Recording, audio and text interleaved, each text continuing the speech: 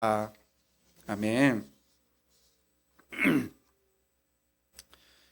팀이 빠지기 쉬운 5가지 함정이라는 책에 보면요, 팀의 제일 큰 문제는 역량 부족이 아니라 신뢰 부족이다라는 말이 나오는데요, 그 의미는 사람들이 함께 일을 할 때 사람들이 중요하게 보는 것이 능력이 아니라 태도라는 점을 말해주고 있는 겁니다.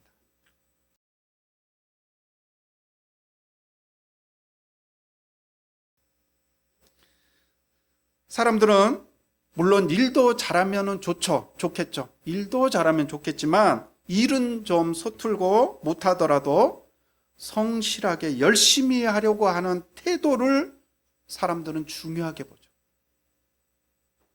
오늘 본문 말씀을 보시면 하나님 역시도 태도를 중요하게 보신다는 걸 우리는 발견할 수 있는데요, 하나님께서도 함께 일할 사람을 찾으실 때 실력을 갖춘 사람이 아니라, 실력은 하나님께도 충분히 있으시잖아요.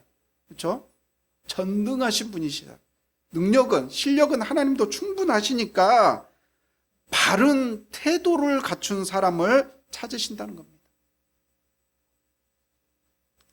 그럼 이제 구체적으로 하나님께서는 어떤 태도를 갖춘 사람을 찾고 계시는지 오늘 본문에서 발견하게 되는 2가지를 함께 살펴보도록 하겠는데요. 자, 첫째는 하나님은 따르는 태도를 갖춘 사람을 찾고 계십니다. 따르는 태도. 예수님과 제자들, 그리고 예수님의 어머니 마리아는 갈릴리 가나에서 열리는 혼인잔치에 참석했습니다. 잔치에서 가장 중요한 게 뭐죠? 음식이죠. 어떤 음식이 얼마나 푸짐하게 나오느냐에 따라서 그 잔치에 요즘 말로 리뷰가 달라지죠. 그렇죠? 그리고 술을 마시는 사람들에게는 잔치에 술이 빠져서는 절대로 안 되죠. 술 마시는 사람들은. 특히나 사람이 마실 수 있는 깨끗한 물이 부족했었던 이스라엘에서는 포도주가 물을 대신했었어요. 그렇기 때문에 잔치에 포도주가 빠진다는 것은 상상할 수도 없는 일이었습니다. 그런데 혼인잔치가 막바지에 이르렀을 때 포도주가 떨어진 거예요. 그 사실을 알게 된 예수님의 어머니 마리아가 예수님께 포도주가 떨어졌다라고 말씀하시죠. 그 말을 들은 예수님은 4절에 여자여, 그것이 나와 당신에게 무슨 상관이 있습니까? 아직도 내 때가 오지 않았습니다. 이렇게 다소 매몰차게 어머니께 대답을 하시죠. 자, 여기서 여자여라는 말은 우리가 생각하는 것처럼 무례한 호칭이 아닙니다. 당시 친한 여성을 부르는 일상적인 호칭이에요. 헬라어로는 귀나이라고 하는데요, 일상적인 친한 여성을 부를 때 부르는 그런 일상적인 호칭이었습니다. 아무튼 예수님께서는 그렇게 다소 차가운 대답을 남기셨는데요, 마리아는 그럼에도 불구하고 혼인잔치에서 일을 하고 있는 일꾼들에게 이렇게 일러둡니다. 5절 말씀입니다. 무엇이든지 그가 시키는 대로 하세요. 그러자 일꾼들이 어떻게 했습니까? 7절과 8절 말씀입니다. 함께 한번 읽어볼까요? 예수께서 일꾼들에게 말씀하셨다. 이 항아리에 물을 채워라. 그래서 그들은 항아리마다 물을 가득 채웠다. 8절, 예수께서 그들에게 말씀하시기를 이제는 떠서 잔치를 맡은 이에게 가져다 주어라 하시니 그들이 그대로 하였다. 자, 7절에 그래서 그들은 항아리마다 물을 가득 채웠다. 8절에 그들이 그대로 하였다. 그렇죠? 일꾼들이 예수님께서 말씀하신 대로 그대로 따랐다는 겁니다. 그 말씀을 그대로 따랐다는 겁니다. 6절 말씀해 보시면 일꾼들이 그 물을 채웠던 그 항아리는 정결 예법에 따라 놓여 있던 거라고 했는데요, 당시 이스라엘에서는 손님들이 집에 오면 흙과 모래 바람에 더러워진 손과 발을 씻을 수 있도록 물을 준비해 두는 그런 예법이 있었습니다. 그래서 그 혼인잔치 그 집 주인도 그 축하객들이 손과 발을 씻을 수 있도록 두세들이 통일하게 했으니까요, 약 80리터가 들어가는 항아리를 6개를 둔 거예요. 자, 80리터가 들어가는 항아리, 우리 하준이 빨리 계산해 봐요. 80리터가 들어가는 항아리 6개면은 총 몇 리터입니까? 예, 맞았어요.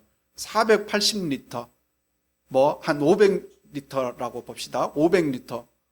가늠이 안 가죠. 500리터가 어느 정도인지. 우리가 피트병 있잖아요. 그렇죠? 뭐 1.5리터, 뭐 2리터 뭐 이러잖아요. 요즘은. 그렇죠? 자, 그걸로 비교를 해 보시면 500리터가 어느 정도 양인지 대충 짐작이 가실 거예요.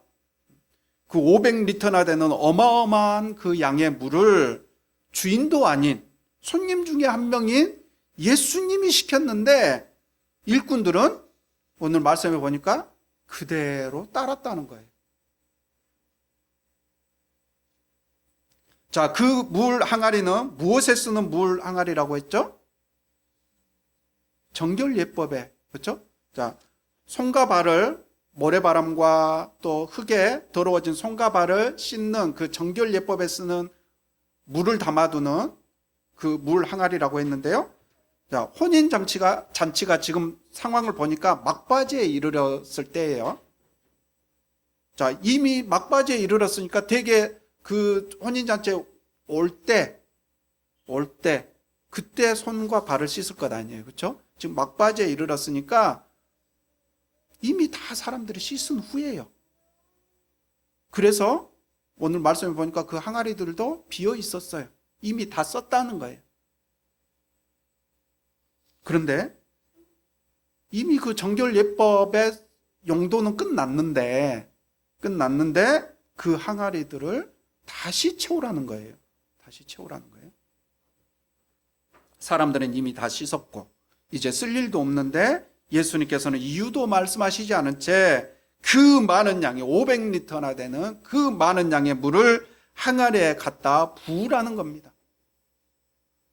그런데 7절과 8절 말씀을 보니까 일꾼들은 그런 예수님의 말씀에 묻지도 따지지도 않고 예수님께서 말씀하신 대로 그대로, 그렇죠?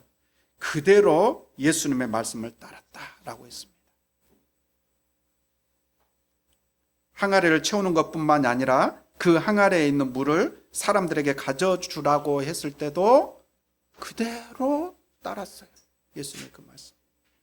자, 그 결과 무슨 일이 벌어졌습니까? 물이 최상급의, 그냥 포도주가 아니에요. 최상급의 포도주로 변하게 됩니다. 이 얘기는 많이 들어봤잖아요. 그렇죠? 우리야 그렇게 뭐 너무나 많이 자주 들었었던 얘기다 보니까 물이 포도주로 변했다, 뭐 무덤덤하잖아요. 그렇죠? 무덤덤한데요. 당시 일꾼들 입장에서 한번 생각을 해보세요. 분명히 자기들이 거기다가 물을 갖다가 부었는데, 그렇죠?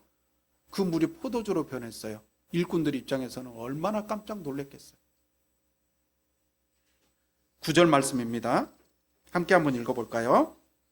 잔치를 맡은 이는 포도주로 변한 물을 맛보고 그것이 어디에서 났는지 알지 못하였으나 물을 떠온 일꾼들은 알았다. 누구는 알았다고요?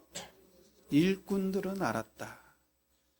예수님께서는 혼자 일하실 수도 있었지만요, 그 이름 없는 일꾼들의 순종을 통해서 하나님 주님의 말씀을 따르는 그 순종을 통해서 예수님께서는 일하셨습니다. 예수님 앞에서는 공부를 얼마나 많이 했는지가 중요하지 않고요, 얼마나 좋은 대학을 나오고 또 집안이 얼마나 유명한 명문가인지도 중요하지 않습니다. 얼마나 외모가 예쁘고 또 몸이 건강한지도 중요하지 않습니다.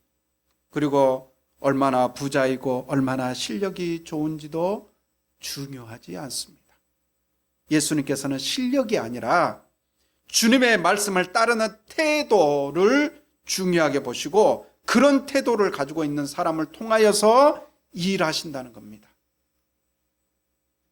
사무엘상 15장에 보시면요, 하나님은 아말렉을 완전히 진멸하라라고 명령하셨어요. 그런데 사울왕은 좋은 짐승과 아각은 살려두게 됩니다.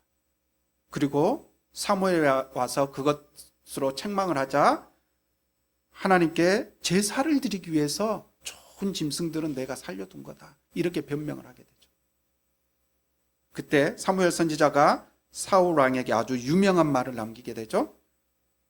순종이 제사보다 낫고 듣는 것이, 하나님의 말씀을 따르는 것을 말하는 거잖아요. 듣는 것이, 하나님의 말씀을 따르는 것이 순양의 기름보다 낫다. 외적인 종교 행위에 앞서서 주님의 말씀을 따를 수 있는, 주님의 말씀을 따를 수 있는 그런 저와 여러분이 될 수 있길 바랍니다. 왜 그렇게 하라고 하시는지 그 이유를 알 수 없을 때라도 그 말씀을 따라 순종함으로 나를 통하여 일하시는 그 하나님을 만나고 또 경험할 수 있기를 주님의 이름으로 축원드립니다. 자, 하나님은 어떤 태도를 갖춘 사람을 찾고 계시는지, 둘째는 하나님은 버리는 태도를 갖춘 사람을 찾고 계신다는 겁니다. 무슨 태도요? 버리는 태도. 11절과 12절 말씀입니다. 함께 한번 읽겠습니다. 시작.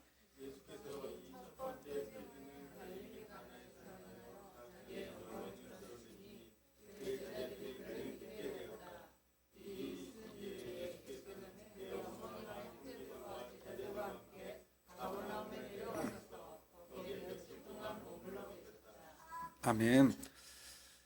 자, 요즘 흑백 요리사 원과 투에 나왔었던 누구죠? 최강록 셰프 아시죠? 최강록 셰프에 대해서 사람들이 열광을 하는 것 같아요. 자, 인터넷 블로그에 어떤 사람의 글을 보니까요, AI에게 왜 최강록에게 열광을 하는 거니? 넌 어떤 생각을 하니? 이렇게 물어봤대요. 그랬더니 최강록은 성공한 순간보다 망가진 이유가 상상이 되는 인물, 기대가 되는 인물, 이렇게 답을 했다고 합니다. 최강록 셰프는 경쟁에서 밀려도 또 탈락하더라도 다음날 아무렇지 않게 요리할 사람이라는 거죠. 그래서 최강록 셰프에게 붙은 유명한 수식어가 있죠. 뭐죠? 물 들어올 때 너 버리는 사람. 물 들어올 때 너 버리는 사람.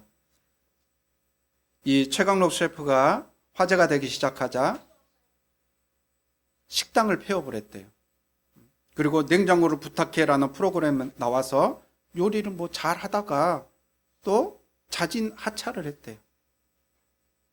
물론 그 속사정까지야 우리가 다 알 수는 없지만요, 보통 사람들은 유명해지고 화제가 되면 그 유명세를 이용해서 사업을 더 확장해야 되는 거잖아요. 그렇죠? 그게 잘못됐다는 게 아니고요, 그게 일반적이고 상식적이라는 얘기입니다. 그런데 최강록 셰프는 물 들어올 때 너를 버리는 것처럼 화제가 되고 유명해지자 식당을 폐업해버렸다는 겁니다. 12절 말씀해 보시면요, 이 일이 있은 뒤에 그랬어요. 여기서 이 일은 무슨 일입니까? 물이 포도주로 변하는 그 기적이 일어난 이후에 이제 그 일이 사람들 사이에 소문이 퍼지기 시작하면요, 물이 포도주가 되었다는 게 보통 일이 아니잖아요. 이 일이 사람들 사이에 소문이 퍼지기 시작하면 예수님도 드디어 이제 30세가 되어서 이제 사역을 시작을 하는데, 드디어 예수님도 인싸가 될 수 있는 거예요. 이 소문이 퍼지기 시작해 보세요.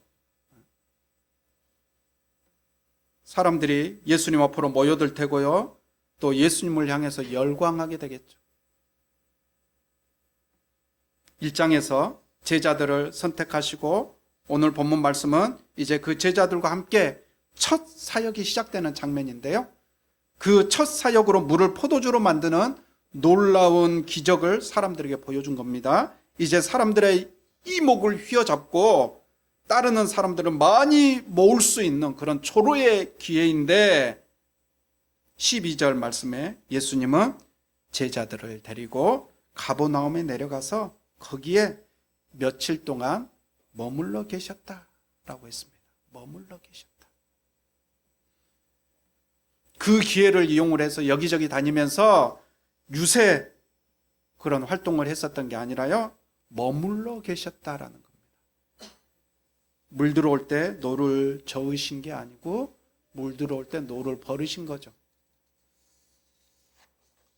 예수님께서는 여기서뿐만이 아니라 이후로도 사역할 때마다 보니까 항상 그렇게 물 들어올 때 노를 버리시는 모습을 반복적으로 보이셨습니다. 마태복음 8장 18절에 보시면 예수님께서 무리가 자기 옆에 둘러서 있는 것을 보시고 무리를 떠나 갈릴리 바다 건너편으로 가시게 됩니다. 또 누가복음 5장에서는요, 예수님의 소문이 더욱더 퍼져서 큰 무리가 모여들었대요. 큰 무리가 모여들었으나 예수님께서는 외딴 데로 물러가서 기도하셨다라고 했습니다.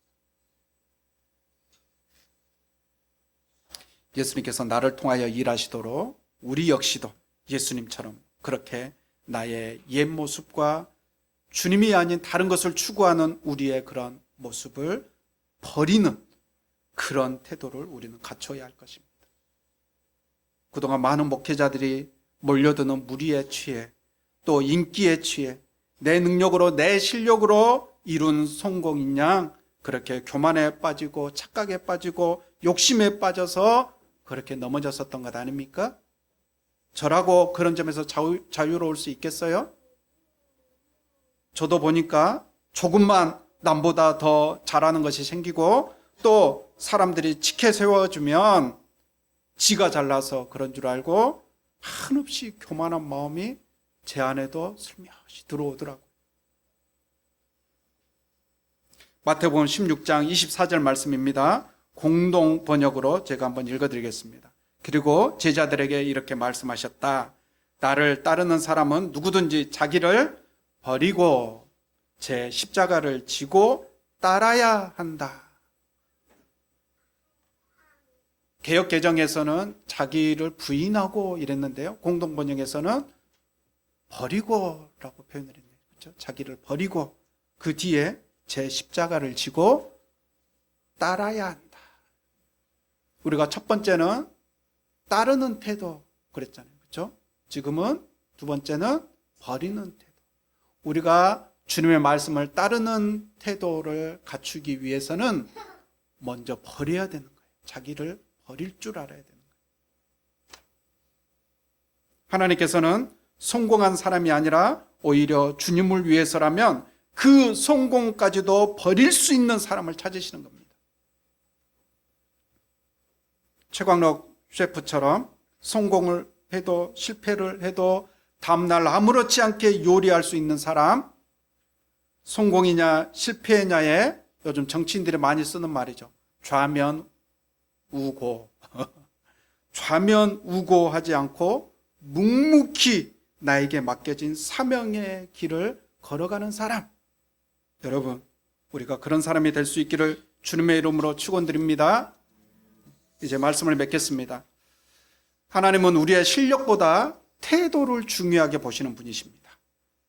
하나님께서 우리를 통해 일하시도록 우리는 하나님 앞에서 무슨 말씀을 하시든지 주님의 말씀을 따르는 태도를 갖춰야 할 테고요, 하나님 앞에서 자기를 버리는 태도를 갖춰야 할 것입니다. 우리가 그런 태도로 신앙생활을 해나갈 때 하나님께서 우리를 통하여 주님의 뜻을 이루실 테고요, 또 하나님의 나라를 위해 우리를 들어 귀하게 사용해 주실 줄로 믿습니다. 오늘의 말씀을 굳게 붙들어 그렇게 주님께 귀하게 쓰임받는 그런 저와 여러분이 될 수 있기를 주님의 이름으로 축원드립니다.